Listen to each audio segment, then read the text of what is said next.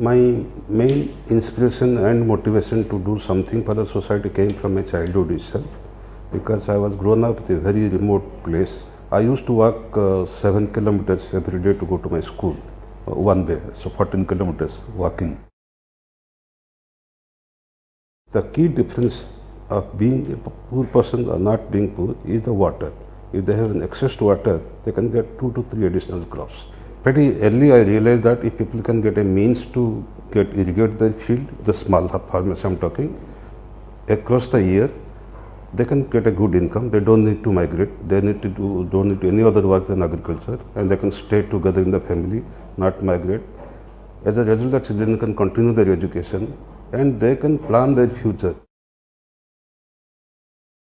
Cradle pump, which is a foot-operated pump, is suitable primarily when the water table is high.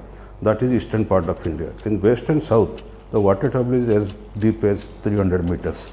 So you can't think of using cradle pump.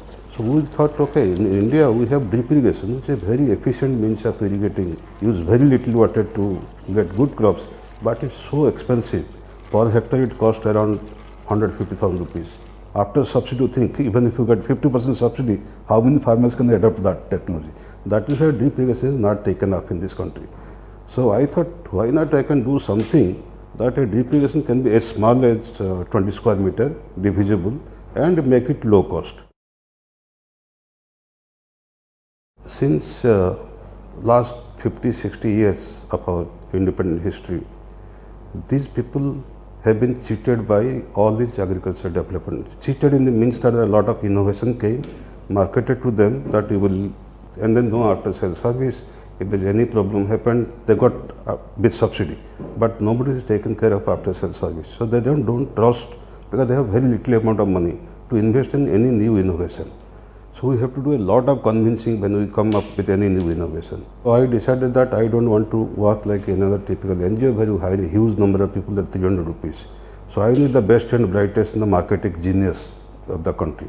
So I convinced my donor, if I really would like to see better result, you have to pay what the market pays to these professionals. I need hardcore professionals on marketing.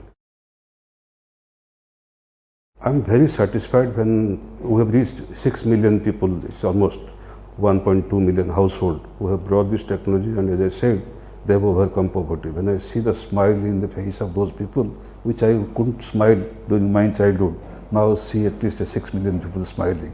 That is what I think gave me satisfaction. One of the reasons you asked me earlier that how much time I spend in my house, no, nil. Because my satisfaction comes when I go and meet these people, those smiling faces.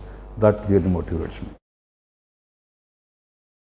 I don't have a personal life basically.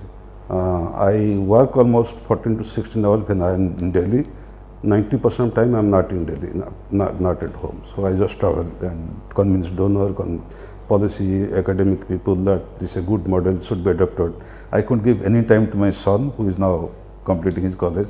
He started complaining now. He realized that he should have got my time.